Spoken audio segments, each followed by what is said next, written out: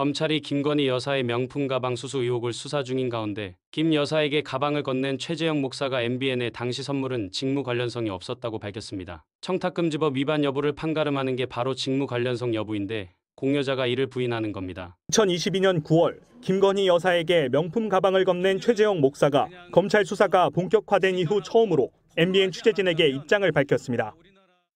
최 목사는 명품 가방을 건넨 동기에 대해 김건희 여사의 부정부패 현장을 공적 영역에서 국민의 알 권리 차원에서 취재한 것이라고 밝혔습니다. 대가나 청탁 등 다른 목적이 아니라 공익을 위한 취재 차원에서 가방을 건넸다는 겁니다. 최 목사는 김 여사에 건넨 가방이 직무 관련성은 없었던 것인지 취재진이 다시 묻자 맞다고 확인했습니다. 검찰은 이번 수사의 핵심을 직무 관련성으로 보고 있습니다. 청탁금지법상 공직자의 배우자는 처벌 규정은 없지만 직무와 관련한 일정 금액 이상의 금품을 받았을 경우 청탁금지법 위반에 해당할 수 있습니다. 만약 금품을 받고 신고를 하지 않았다면 윤석열 대통령도 수사 대상이 될 수 있습니다. 하지만 최 목사가 MBN에 밝힌 입장대로 검찰 조사에서도 직무 관련성을 부인한다면 상황은 달라집니다.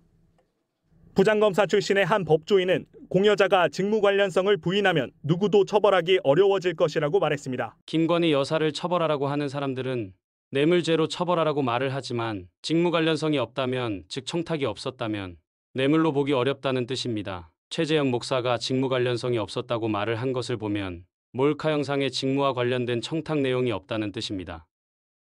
오히려 몰카 영상 덕분에 직무와 관련된 어떠한 청탁도 없었다는 것이 명확하게 밝혀질 수 있습니다. 처음부터 최재형 목사는 김건희 여사의 아버지, 친구로 본인, 신분을 속이고 단순한 선물이라고 김건희 여사에게 명품백을 전달하는 영상을 공개했기 때문에 직무와 관련된 청탁은 없었던 게 확실해 보입니다.